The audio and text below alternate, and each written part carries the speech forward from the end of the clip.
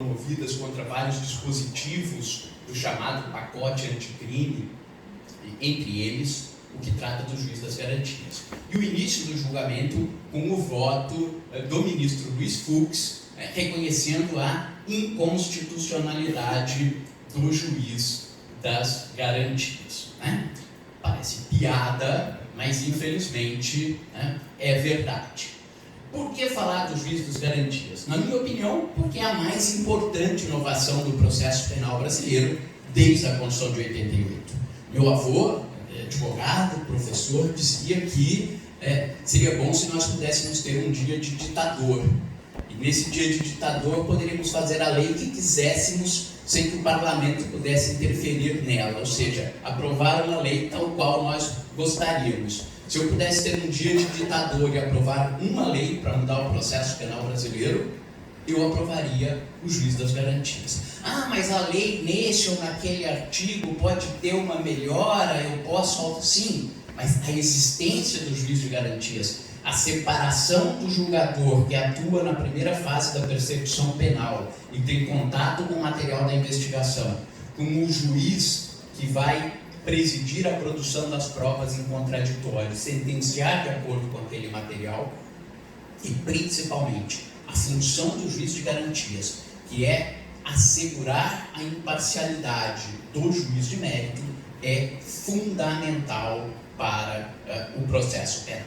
Vocês sabem que inicialmente o ministro Toffoli concedeu uma liminar suspendendo por 6 meses a vigência dos dispositivos, no caso do que nos interessa, do juiz de garantias. Depois o ministro Fux concedeu uma liminar suspendendo sine die o juiz das garantias, e esses dispositivos estão suspensos até hoje. O que nós temos no voto do ministro Luiz Fux, que já foi divulgado? A conclusão da inconstitucionalidade do juiz das garantias por violação do princípio da proporcionalidade, uma vez que, ao ver do ministro Fux, o juiz das garantias presume, sem base empírica, a parcialidade do magistrado que atuou durante a investigação para julgar a ação penal. E qual a solução proposta pelo ministro Fux, com aquelas técnicas de interpretação conforme a Constituição, etc.? Uma proposta de um juiz das garantias facultativo, que se faça uma lei de iniciativa do Poder Judiciário em que cada unidade da federação, além da Justiça Federal, decida, de acordo com as suas conveniências, se adotará ou não o juiz das garantias. Ou seja, os ares de modernidade que o ministro Fux gosta tanto de falar, nos fará voltar ao sistema processual penal do início da República, quando cada estado tinha o seu código de processo penal. Mas vamos lá, podemos passar para o próximo. Por que o juiz das garantias? E aqui, diferente de muitas coisas que nós vemos às vezes com críticas simplórias, isso é uma jabuticaba, isso é algo que só existe no Brasil. Não.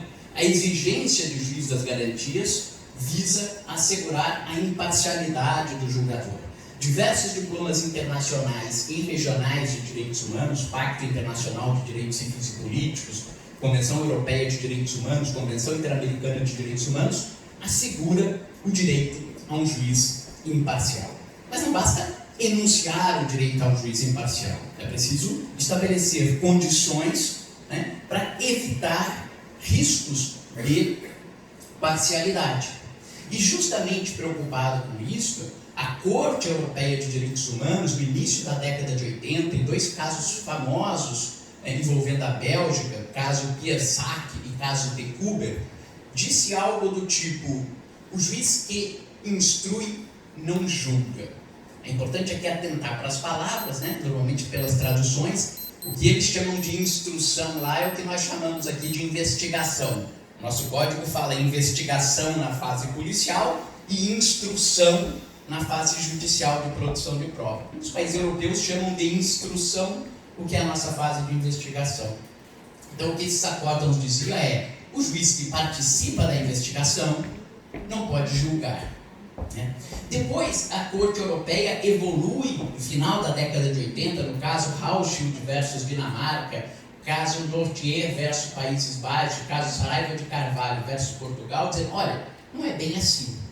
Eu posso eventualmente ter um juiz que atuou na fase de investigação, decretou uma determinada medida, mas nem por isso necessária automaticamente ele ficará impedido. Eu preciso verificar, a partir do teor concreto daquela medida e do grau de análise probatória que o juiz fez sobre temas ao final da sentença de mérito, materialidade e autoria, para verificar se ali houve o pré-julgamento que possa comprometer a sua imparcialidade. Tentando traduzir para uma linguagem nossa, talvez um juiz que decrete apenas uma quebra de sigilo bancário numa investigação num crime financeiro, eu vou poder dizer, olha, ele disse, a lei exige, desde que seja do interesse da justiça, ele sem precisar avançar muito em materialidade ou autoria, toma essa decisão, não se comprometeu. Mas imagine um juiz que decrete a prisão preventiva e diga algo com excesso de linguagem, está cabalmente demonstrada a participação do fulano de tal, líder da organização criminosa. Quantas vezes não vemos manifestações desse tipo em decretos de prisão preventiva, de interceptação telefônica? Neste caso, não é porque ele atuou, é qual o conteúdo concreto do juízo que ele realizou para decretar aquela medida.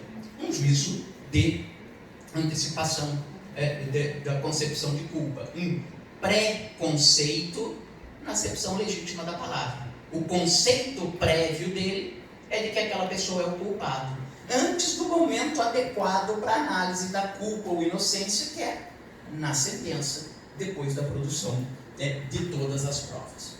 Ah, Gustavo, mas então a Corte Europeia não diz que é obrigatório que eu estabeleça um juiz das garantias. O que ela está dizendo é que, às vezes, se eu tiver um juiz que atuou de uma determinada maneira numa fase, ele fica impedido de ser o juiz da sentença. Sim, porque ela é uma corte de direitos humanos.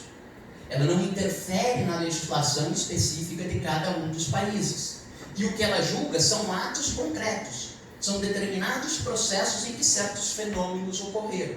E aí cabe a ela dizer, da forma como esse processo se desenvolveu, foi violada a garantia da imparcialidade? Sim ou não? Mas os Estados partes têm a obrigação de, nas suas legislações, adotarem mecanismos para evitar o risco de parcialidade. Vejam, é por isso que nós desde sempre tivemos nos códigos de processo civil, penal, hipóteses de impedimento, hipóteses de suspeição dos julgadores. O que o legislador faz quando estabelece essas hipóteses? Pela evolução da legislação do seu país, pela análise da doutrina, da jurisprudência, por um olhar para o direito estrangeiro, ele estabelece previamente que certas situações, normalmente, de acordo com o que geralmente acontece, colocam em risco a imparcialidade do julgador. O que ele diz é que o juiz não julga.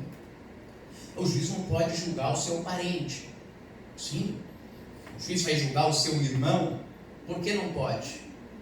Nós até poderíamos dizer, bom, porque normalmente os parentes se amam, os parentes são capazes de grandes sacrifícios uns pelos outros. Sim, mas nós sabemos também que irmãos, quando são inimigos, são os piores inimigos da face da terra. O legislador não está preocupado se ele é grande amigo do irmão ou se ele é inimigo. Ele diz, esta é uma situação de risco, não pode julgar. O juiz não pode julgar cônjuge. Por quê? Porque os cônjuges se amam, os cônjuges querem construir uma vida em comum, os cônjuges querem o melhor para o outro cônjuge. Sim, dependendo da fase do casamento, às vezes eles se odeiam, estão num casamento de fachada, um quer ver o outro pelas costas. Mas o legislador diz, não me interessa, nesta situação, não pode julgar.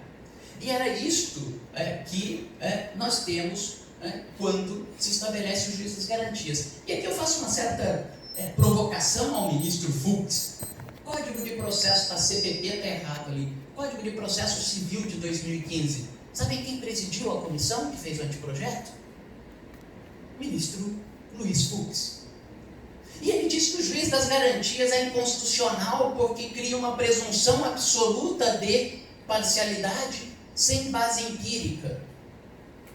Ministro Fux, nos responda qual a base empírica de Vossa Excelência para estabelecer no código que o juiz que conheceu em outro grau de jurisdição, não pode proferir decisão. Aliás, o ministro Fux, para justificar que o juiz das garantias é inconstitucional, disse o seguinte: a justiça pode ser cega, mas o juiz tem que ter os olhos abertos. Porque o juiz que conhece mais, julga melhor. Se isso fosse verdade, bom, por que o desembargador não pode julgar a sentença que ele deu? Quer alguém que conhece melhor o processo? Ele conheceu em primeiro grau e vai reconhecer em segundo grau. Claro que não pode. O Código diz, vem de sempre, parênteses, consanguíneos ou afim, em linha reta ou colateral, até o terceiro grau. Qual a base empírica para presumir a parcialidade até o terceiro grau? Por que não o segundo grau ou o quarto grau? O ministro Fux fez estudos empíricos, pesquisas de campo, análise... Não fez. Mas estabeleceu isso na lei. Não pode julgar quando o juiz for herdeiro presuntivo, donatário ou empregador de qualquer das partes.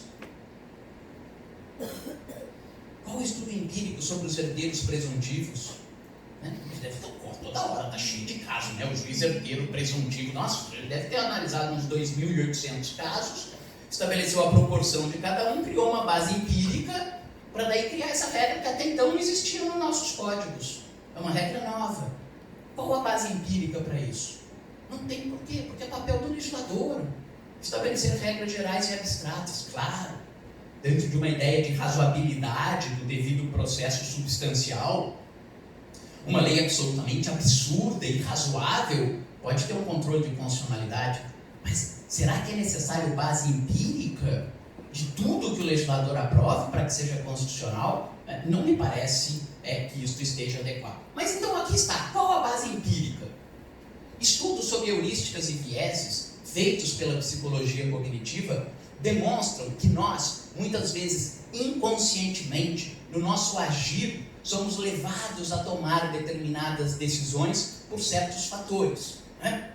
As heurísticas são necessárias para a nossa vida. Muitas vezes nós temos que simplificar um conjunto muito grande de informações para a tomada de uma decisão, porque precisamos tomá-las de uma forma mais rápida, de uma forma mais ágil. Um exemplo que o Daniel Kahneman dá no seu livro, quando ele fala da importância das heurísticas, ele fala: vocês já imaginaram quantos cálculos matemáticos o Ronaldinho Gaúcho teria que fazer quando ele vai lançar uma bola para o jogador que está lá na frente? Velocidade, ângulo. Ele não faz esses cálculos. Por quê? Porque ele tem isso intuitivamente.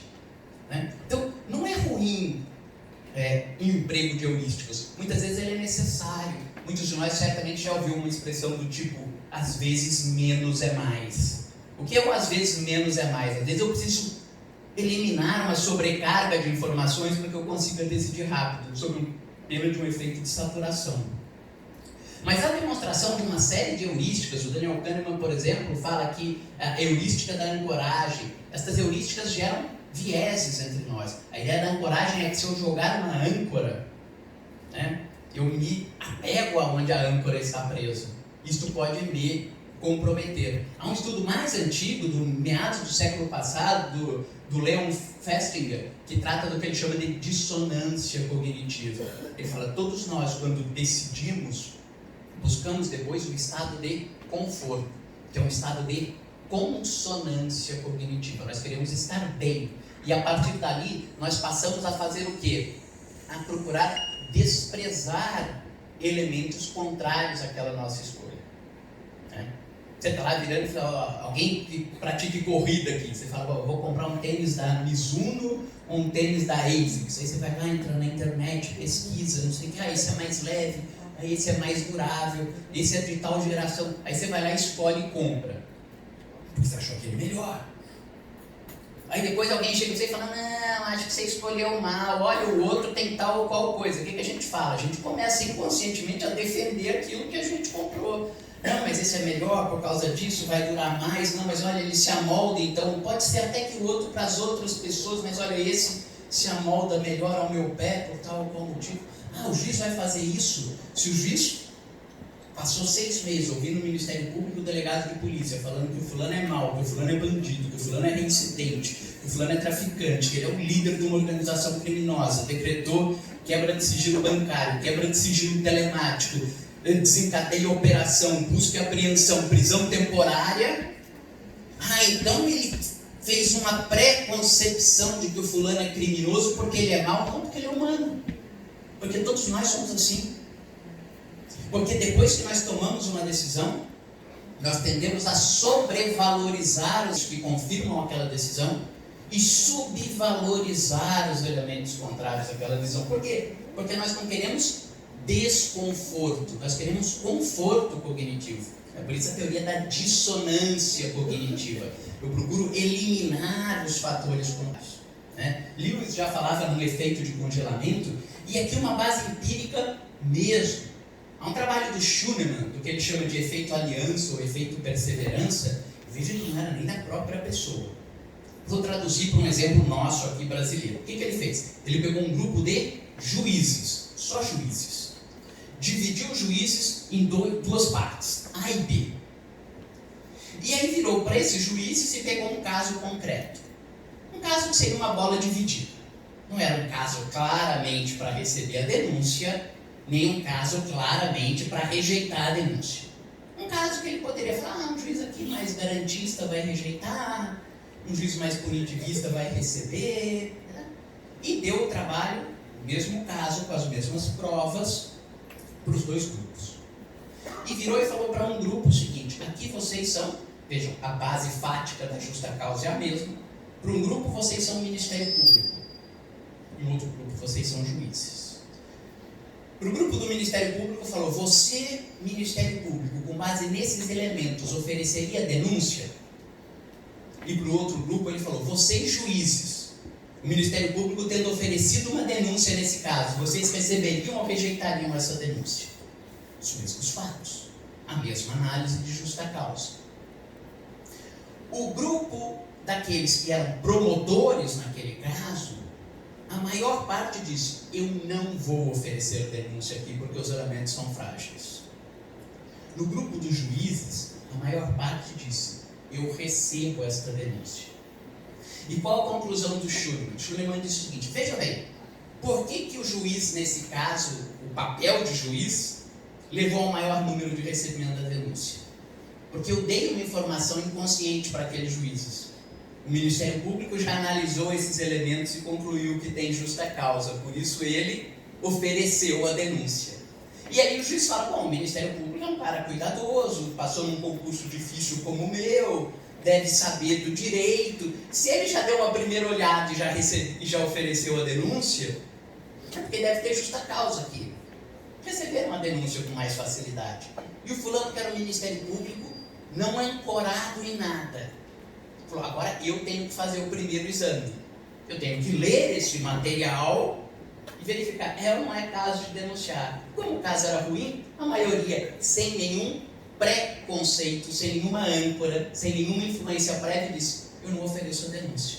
Então, sim, ministro Fux, há uma série de estudos empíricos comprovando a importância do juiz das garantias. Podemos passar? Voltar. Isso. Um outro argumento: isto viola a repartição constitucional de competência, porque o juiz de garantias é um problema de organização judiciária. Não é. É um problema de processo de competência funcional.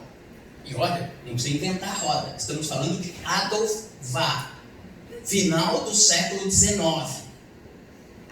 Final do século XIX.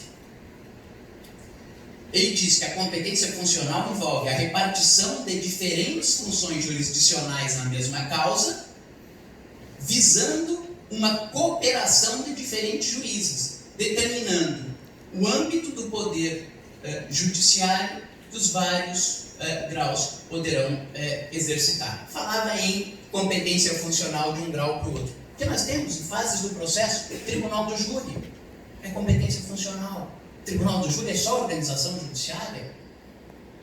Mas ele diz que o juiz vai ficar impedido.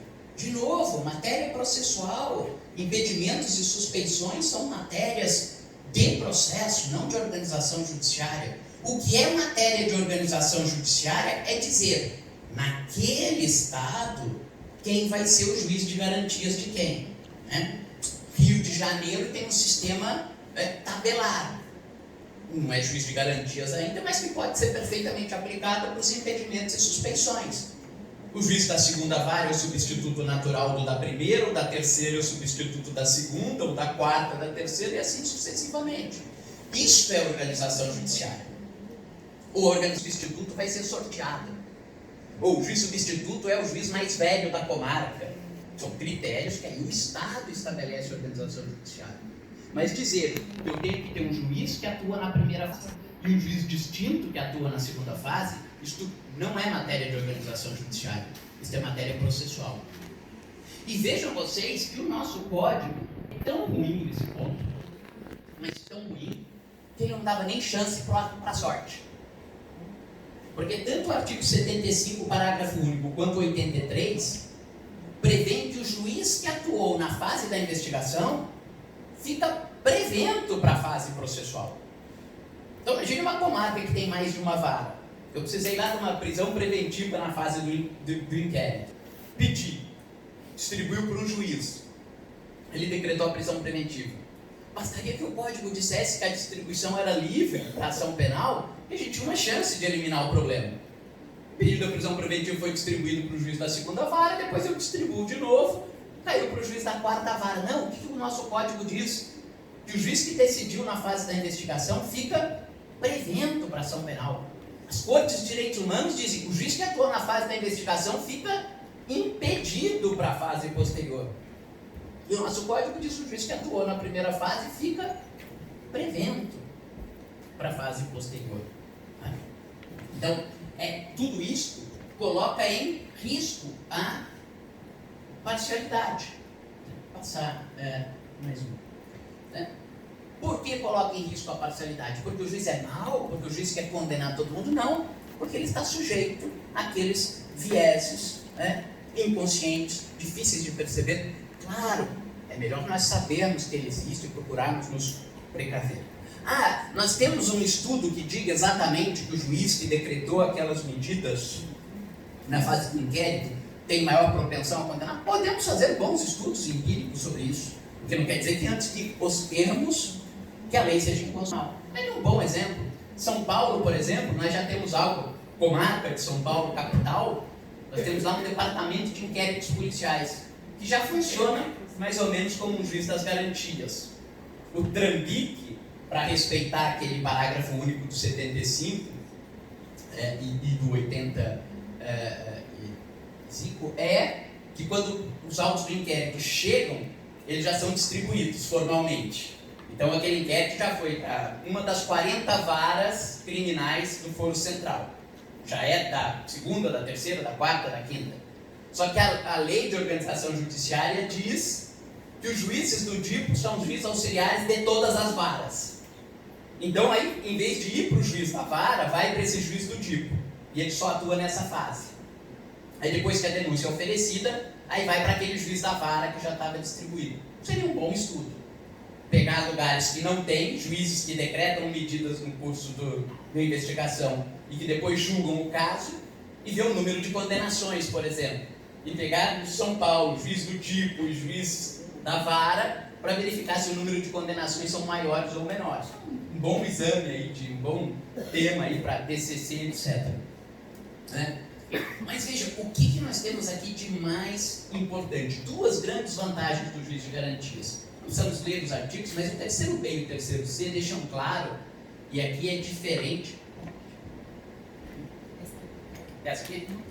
E aqui é diferente do que era o projeto de lei. O projeto de lei previa que o juiz das garantias atuaria até o oferecimento da denúncia.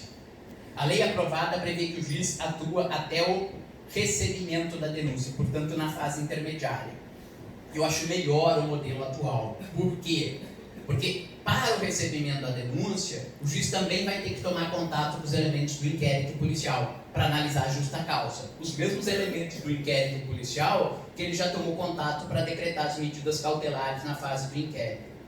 Então aí, ele é um juiz que toma contato com os elementos de informação não produzidos em contraditório. Recebida a denúncia, passa para o juiz da instrução e julgamento, que vai ter contato só com os elementos de prova produzidos em contraditório.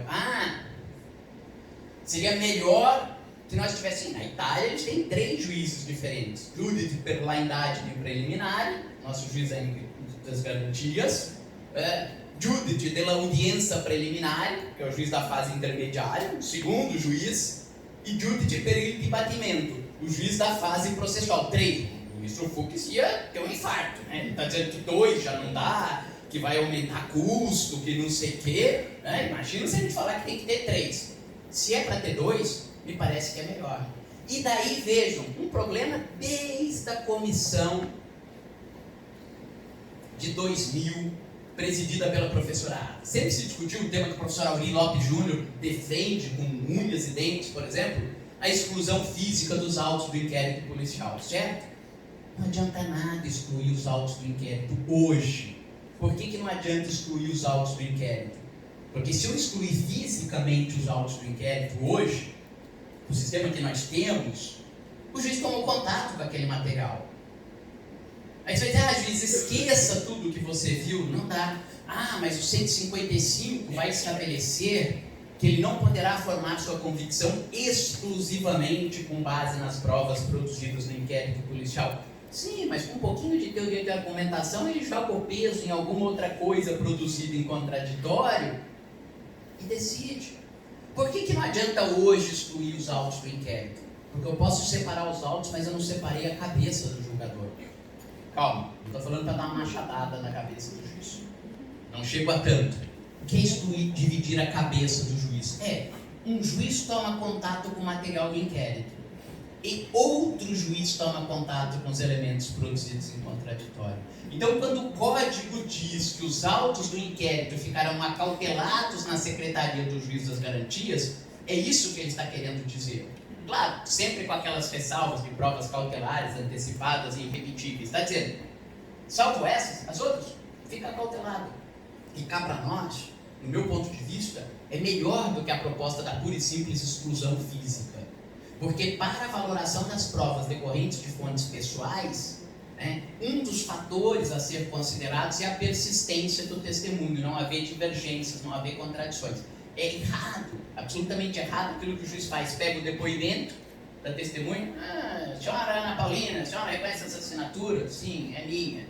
A senhora compareceu na delegacia e prestou esse depoimento? Sim, prestei.